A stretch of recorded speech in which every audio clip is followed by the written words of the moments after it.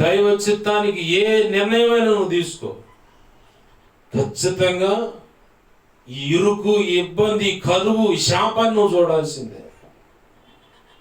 జాగ్రత్త. నువ్వు తీసుకునే నిర్ణయాలు, తప్పుడు నిర్ణయాలు తీసుకునేది, తప్పుగా అడుగులు వేసేది, దైవ చిత్తమే అనుకొని నీ భ్రమలో నువ్వు ముందుకు వెళ్ళేది, చివరికి కష్టాలు పాలవగానే దేవుడు ఏం చేశాడు? మాకు నీకు అడిగి వెళ్ళావా ఆ దారిలోకి? ఆయన వద్దని తన దాసులు నాడు చెబుతానే ఉన్నాడు ఆ మాటలు. అయ్యా అయ్యా అది కరెక్ట్ కాదు, అలా వెళ్ళకూడదు, ఇది ఇలా ఇలా ఇలా అని. అబ్బే ఆడ రోజుకి 1000 రూపాయలు వస్తాయండి. ఎంత వస్తాయి? రోజుకి 1000 రూపాయలు వస్తాయి. ఎవడు బాగొట్టుకుంటాడు? పిచ్చోడు. మరి ఆ 1000 రూపాయలు వారు ఎన్ని వచ్చినాయి? అపనిందలు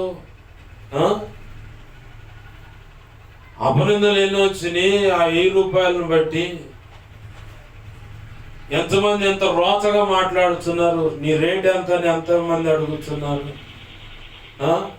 వెనకాల పడి ఇల్లు ఎక్కడ అది దాన్ని ఫాలో అయ్యి చివరికి జీవితాలు పతనం అవట్లా. ఏది ఏమన్నా కానీ మేము ముందు బతకాలగా. బతకడానికి ఎన్నో మార్గాలు ఉన్నాయి. ప్రభువుని ఆశ్రయిస్తే కొంచెంలోనే సర్వసమృద్ధి నీవు సంపాదించుకునేలాగా నా ప్రభు చేయగలడు. ఆయనకి చేతగానే ఏముంది? మనకి ఏంటంటే ఒక నోటు ఆడ కనపడుతుంది. సరే, ఆ నోటు పుణ్యం అంటే అడుగులు వేసావు, దెబ్బలు తిన్నావు. మళ్ళీ ఎందుకు అడుగులు వేస్తున్నావు?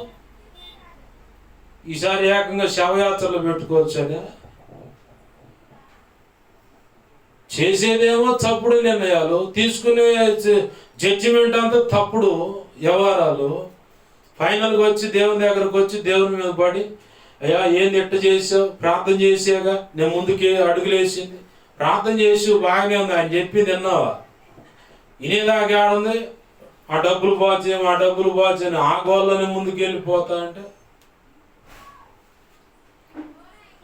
బైబిల్లో ఒక మాట ఉంది, నీతిమంతునికి కలిగినది కొంచెమైనను బహు సమృద్ధి గల పాపాత్ముల కంటే అది చాలా ఉత్తమమైనది అని ఉంది బైబిల్లో. అంటే పాపాత్ములకి ఎంతో సమృద్ధి ఉండొచ్చు, కానీ నీతిమంతులకి కొద్దిలో తృప్తిగా బ్రతుకుతారు. నువ్వు దేవుని యందు భయభక్తులు కలిగి ఉండు, ఏ చెగులు నీ గుడారం సమీపించదు. దేవుని యందు భయభక్తులు కలిగి దేవుడు చెప్పినట్లు అడుగులు వేయి, ఏ రోగం నీ దేహాన్ని సమీపించదు. దేవుడు చెప్పినట్లు నువ్వు నిర్ణయాలు చేయి, పంట పొలమైన ఏ చెగులు రాదు. నేను చెప్తున్నా, ఏ చెగులు రాదు.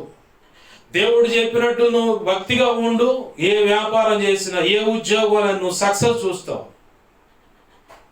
దేవుడు కాదని పక్కన పెట్టి నువ్వు ఏదైనా ప్రయత్నం చేస్తే నువ్వంత శూన్యమే చూస్తావు. నష్టాలు, రోగాలు, మరణాలు, ఎక్సెట్రా ఎక్సెట్రా ఎక్సెట్రా. ఈ రాజు విషయంలో కూడా తీసుకున్న తప్పుడు నిర్ణయాలను బట్టి ఏమైందో తెలుసా? ఒక 2 ఆడవాళ్ళు వచ్చాయా మాకు తీర్పు తీర్చి ఏమైందని. నిన్నటి దినాన్ని వండుకొని ఈ అమ్మాయి బిడ్డను వండుకొని తిన్నాం, రేపటి దినాన్ని ఈరోజు వండుకొని తింటాను, దాని పిల్లల్ని అడుగుతుంటే ఇట్లేదు మాకు న్యాయం తీర్చంటే గుడ్డలు దించుకుంటారు. రాజు గుడ్డలు దించుకున్నాడు. 2 రాజుల గ్రంథం 7వ అధ్యాయంలో కనపడుతుంది అటువంటి మాటలు. ఇక అప్పుడు ఎవరో దీనికి కారణం అంటే ఎలీషా పట్టణండి ఆడండి అంటున్నారు. ఎలీషా ఎట్ట అవుతాడు కారణం? రాజు తీసుకున్న తప్పుడు నిర్ణయాలను బట్టి వచ్చిన కరువు అది. దేవుడు కనికరిస్తే, అతను మార్పులోకి వస్తే దేవుడు ద్వారా ఎలీషా పలుకుతున్న మాట, రేపు ఈ ఆటకల్లా నీకు సమృద్ధిని చూస్తా ఉంటే ఊరుకో. పక్కన ఒకడు సలహా ఇచ్చేవాడు, అట్టయితే ఎట్టెందుకు జరుగుతుంది, ఎట్టయితే అట్టెందుకు జరుగుతుంది. నీకు పక్కన కూడా ఉంటారు. నీ బిడ్డలను ఆశీర్వదించాలని దేవుడు కోరుకుంటే నీ పక్కన ఎవడో ఒకడు జోలపాట సైతాన్ని కూడా దోతుంటాడు అనమాట. ఆడవాళ్ళ రూపంలోనూ, మగవాళ్ళ రూపంలోనూ, సేవకుల రూపంలోనూ, నీ పక్కన విశ్వాసుల రూపంలోనూ, ఎవరో ఒకటి రూపంలో ఉంటాడు వాడు సైతాన్ని గాడు దోత. ఇక వాడు వచ్చి జోలపాటేస్తాడు, అట్టెందుకైతే అని ఇక్కడ రాసున్నమాట. ఎలీషా అంటున్నాడు, ఏ అధికారి మీద నువ్వు ఆనుకొని, అంటే అతగాడిచ్చే నిర్ణయాలు ఆలోచనలు బట్టి నువ్వు ఈ మాటలు పలుకుతున్నావో చూడు, నువ్వు కళ్ళారా చూస్తావు కానీ చిన్నవు అబ్బాయి, నీ పని అయిపోదని. అల్ప విశ్వాసాన్ని బట్టి ఏమొచ్చింది? మరణం వచ్చింది. తప్పుడు నిర్ణయం పక్కనోడిస్తే ఏమొచ్చింది? మరణం వచ్చింది. ఇలా తప్పుడు ఆలోచనలు, తప్పుడు సలహాలు ఇచ్చే దౌర్భాగ్యులు, సైతానికి సంబంధించిన బ్యాచ్ ఉంటారు. వాళ్ళ మాటలు కాదు, దేవుడు నీకేం చెబుతున్నాడు వాటి మీద మనసు పెట్టి, వాటిని నమస్కరించి స్వీకరించి వాటిని అమల్లో పెట్టి చూడు, నా ప్రభు ఖచ్చితంగా ఆశీర్వదిస్తాడు. అంత ఓపిక ఆడుంది పాష్ గారు మాకు అంటే, ఓపిక ఉండాలి. మరి యేసయ్య దగ్గర ఆశీర్వాదం పొందాలంటే ఓపికతో కనిపెడితేనే ఆయన శాశ్వతమైన ఆశీర్వాదం ఇస్తాడు. ఒకప్పుడు నా బ్రతుకు అర్థం లేదని చెప్పని, ఎందుకు బ్రతుకుతున్నాను ఏందో ఈ భక్తి అనుకున్న రోజులు, ఈరోజు దేవుని పిల్లల దగ్గరకు వచ్చాయా, నువ్వు వచ్చవో లేదనుకున్నాను, నువ్వు వచ్చావు చాలు సంతోషం అని చెప్పని వాళ్ళు తెప్పరిల్లేలాగా, ఆదరణ పొందేలాగా, నన్ను బట్టి ప్రభువులో సంతోషించేలాగా నా ప్రభు ఈ బ్రతుకును మార్చాడు. కొంతమందికైనా మాదిరిగా ఉంచాడు. కొంతమంది అయినా ప్రార్థన చేయటానికి, నా కోసం ప్రార్థన చేయటానికి వారిని నిలబెట్టాడు. కొంతమందికైనా వారి విషయంలో ప్రార్థన చేయడానికి, దేవుని మాటలు అందించి బలపరచడానికైనా కొంతమంది నేను ఉంచాడు. ఒకప్పుడు ఎందుకు ఈ జీవితం అనుకున్నాను, నా ప్రభువు నమ్మి అడుగులు వేసినందుకు ఈరోజు ఎన్నో విషయాల్లో నేను ఆధ్యాత్మికంగా సంతోషిస్తున్నాను. భౌతికంగా అంటావా, ఆ సిగ్గుమాలు నేను వాడు వస్తూ ఉంటాడు ఏదో కిరుకు ఇబ్బంది దాటానికి. ఇది ఏ మహాభక్తుడికైనా ఉన్నది. పౌలుకే అడవిలో దొంగల వల్ల, కపట స్నేహితుల వల్ల, సముద్రంలో ఇలా అనేక రకాల ఇరుకు ఇబ్బందులు. ఆయన పౌలాగాడా? కొరడా దెబ్బలు, బెత్తంతో దెబ్బలు, దిగంబరత్వం, వస్త్రహీనత, ఆకలి తప్పులు, నిద్రలేమి, పౌలు కూడా ఉన్నాయి. కానీ వాటన్నిటిని బట్టి పౌలు వెనక్కి తిరిగి నడితే ఇవాళ సంఘ చరిత్రకు మూలం, అంటే మాదిరి పురుషుడిగా ఉండేవాడు కాదు. ఈరోజు అన్ని శ్రమలైన తాళుకొని నిలబడి దేవునిలో ముందుకు సాగాడు. కాబట్టి నేను క్రీస్తును పోలి నడుచుకొని చున్న ప్రకారం మీరు నడుచుకోండి. క్రీస్తు పడ్డ పాటలు, అంటే ఆ శ్రమలో కొదువైన వాటిని నేను నా శరీరంలో కొంత నేను వాటిని సక్సెస్ అంటే వాటిని నేను అనుభవిస్తున్నాను, వాటిని నేను సఫలతలోకి తెస్తున్నాను అంటున్నాడు.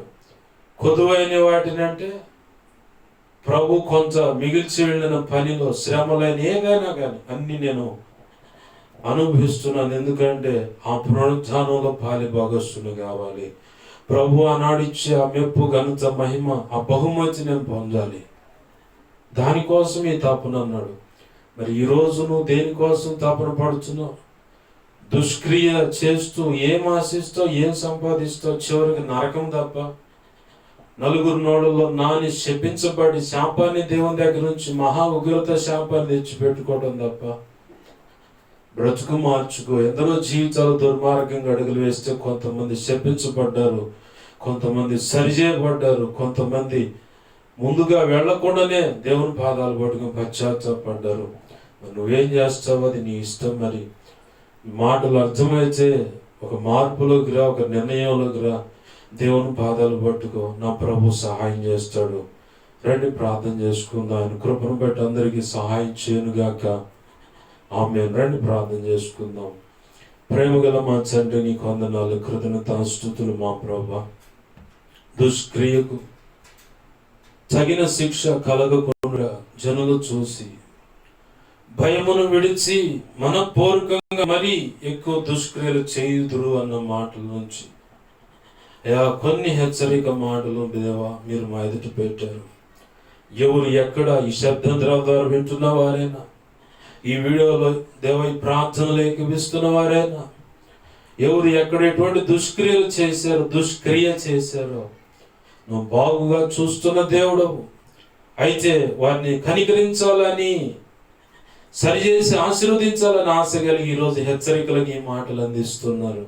నా బ్రతుకులో ఉన్న, మా బ్రతుకులో ఉన్న ఇలాంటి ఏ కీడును తొలగించమని, నీకు ఇష్టలుగా బ్రతకడం కృప దయచేయమని నీ వాక్యాన్ని హెచ్చించుకుంటున్నావు, నీ నామాన్ని గనపరుచుకుంటున్నావు. 2 తిమోతి 1:12 ప్రకారం నన్ను మమ్మల్ని చేతులకు అప్పచెప్పుకుంటున్నావు. ఒక నిర్ణయానికి వచ్చిన బిడ్డలను అంగీకరించమని, వారు చేసుకున్న తీర్మానాన్ని బట్టి ప్రభా బిడ్డలను ఆశీర్వదించమని బాధ్యలాడుతున్నాను. నాకు, మాకు, మా మీద ఇంకెవరికైనా కళలో, నిద్రల దర్శనం, స్వప్నాలు చూపించబడ్డా సమస్త చీకటి శోధనలు ప్రభా యేసు నామములో బంధిస్తున్నాను, లయపరుస్తున్నాను. బంధించి లయపరిచిన కృతజ్ఞతాస్తుతులయ్యా. నాకు, మాకు, మా మీద ఇంకెవరికైనా కళలో, నిద్రలో దర్శనం, స్వప్నాలు చూపించబడ్డ సమస్త మంచి కళ, మంచి దర్శనం, మంచి స్వప్న, నిద్రలో చూసిన సమస్త మంచి యేసు నామములో త్వరపెట్ట జరుగును గాక, నెరవేర్చబడును గాక. త్వరపెట్టి జరిగేలా చేసి నెరవేర్చినందుకు కృతజ్ఞతాస్తుతులే. ఈ వారంలో సంఘ క్రమాలు ఆశీర్వాదకరంగా జరిగించండి.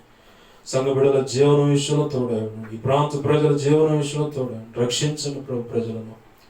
ఈ ప్రాంతంలో ఉన్న సంఘ సేవకులను, వారికి ఇచ్చిన సంఘ బిడ్డలను కూడా ఆశీర్వదించు, కాపాడు.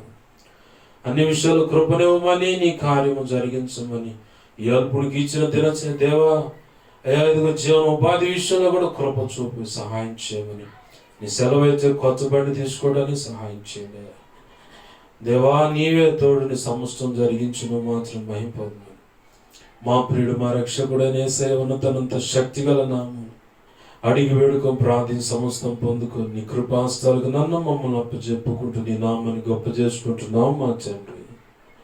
ఆమేన్. ఇప్పుడు మన తండ్రి అయిన దేవుని ప్రేమయు, ఆయన ప్రియకుమారుడైన యేసుక్రీస్తు వారి కృపయు, పరిశుద్ధాత్మ దేవుని అన్యోన్య సహాయ సహవాసము సమకూడిన ప్రాంతంలోకి విస్తున్న ఒక తీర్మానానికి వచ్చిన, అలాగే ఈ ప్రాంత ప్రజల రక్షణార్థమే సంఘాలు, సేవకులు, వారి నమ్మి అప్పచెప్పిన సంఘ బిడ్డలు ఆధ్యాత్మిక క్షేమాభివృద్ధి నిమిత్తమే ప్రభువును ప్రేమించి ఇచ్చిన పరిచర్య ప్రారంభించిన సంఘాలు, సంఘ బిడ్డలు ప్రార్థిస్తున్న, ఆర్థిక శాఖ అన్ని విధాలు సహకరిస్తున్న కుటుంబ సభ్యులకును, సార్వత్రిక సంఘములను సకల పరిశుద్ధులకును నిత్యత్వము చేరు పర్యంతం వరకు నీ కృప చూడండి, సన్మార్గంలో నడిపించి కృపల వర్ధల చేయునుగాక.